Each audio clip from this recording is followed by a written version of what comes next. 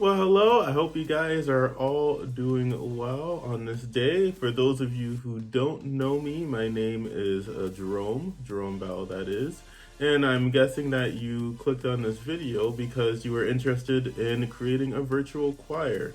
And so I have decided that I'm going to do a little bit of a video series detailing the step-by-step process to do a virtual choir. Over the last couple of weeks, I've been involved in a couple virtual choir projects, and I've been able to develop a step-by-step procedure in order to make that happen. If you're interested in viewing the blog that I wrote about the step-by-step guide of creating a virtual choir, you can head over to my website, mjeromebell.com, and you can see it there. But in this video series, I kind of wanted to dive a little bit more deeper into my step-by-step process and also show examples of what I've done. So if you are maybe not as technology inclined, you can look at these videos and see exactly what I did there, and you can try to replicate the same product. So hopefully, these videos can be of help to some people, which is why I decided to film them.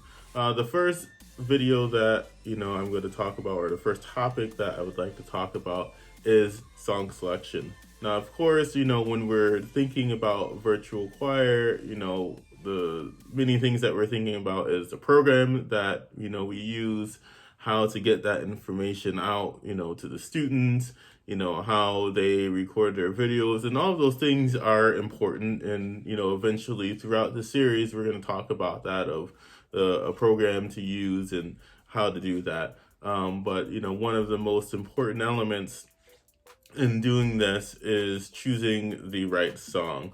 As I say in my written blog, the wrong song with the right group is still the wrong song. And so here are some things that you maybe want to consider when deciding to work on a virtual choir project. The first thing that you would want to consider is the difficulty of the song. Now, of course, as choir teachers or music teachers, we know that, we want to have a wide variety of pieces that you choose from for your students to learn and perform. Obviously, you want some easier songs so that they can learn quickly and gain their confidence. And then you want some more challenging songs to help them grow as a musician. In terms of this type of project, especially during this time in our country, you want to focus more on the simpler songs, something that they're already familiar with. And because as we go throughout this process and your students is recording themselves singing, they may be a little bit shy in front of the camera, or maybe afraid to sing out. And the more comfortable they are with the song, the more success they will have. For example, the virtual choir project that I have on my website with my grade school choir, they were very comfortable with that song because we sang that song pretty much every day we met. And so they were able to sing it in their sleep. And so when it came time to record themselves singing it, they could just focus on overcoming the camera shyness versus thinking about what word they're singing or what note they're singing. And so my encouragement to you guys as you consider this project is really picking a song that's more on the simpler side, so that your students can do well there. Another thing that you would like to consider, or that you should consider, is whether or not you're going to do a song that is unaccompanied with just voices, or a song with a piano track.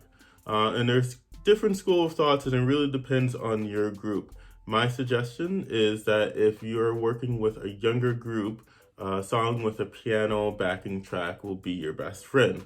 If you're working with an older group, or maybe a more mature group, perhaps you can try unaccompanied. Another thing to consider is who's playing the piano backtrack. If you are playing your own piano backtrack, that will be the easiest of all of them, because you know yourself and you know how you're going to play. For example, with me, I played the piano backtrack to my grade school virtual choir piece, and it was very easy to conduct after the fact because I knew exactly what I was going to do. versus, getting a conducting video done and then getting an accompanist to play it and then putting that to your conducting video, then sending it out. It can be a little bit harder. But if it's for a younger group, that may still be a better option than just doing it without a track. And the reason why I say that is a piano track will help, especially the younger musicians, just keep them in tempo and keep them together, which is something that we need very much in order to make this project work. And so that would be something that I would consider there. Another thing to consider is whether or not you want to do a fast song or a slow song. Now, again, for a project like this, based on my experience and some of the experience that I've talked to my friends and colleagues about, your best bet is doing a more slower song. If you're doing a slower song, just the project as a whole will be more forgiving in terms of cutoffs and starts maybe not being exact because the students don't have a live conductor there. Versus if you're doing a lot of fast songs with a lot of 16th notes, you may think it may be easier to line those up, but everyone's 16th notes is a little bit different, and those mistakes won't be hidden as well. And so when choosing a song between a fast or a slow song, your best bet is going to be on the slow song, because the mistakes that you will run into, because we're all not there at the same time, will be hidden more, versus on a fast song they will be brought out more. So that's something to consider there. The last thing I think that you should consider when choosing a piece for a virtual choir project is the piece fun? Is the piece of music just fun to do? We all have that experience where we may like a certain piece and then we go and we teach our students and they just are not digging it. And that's even more so the case now during this pandemic that we're going through.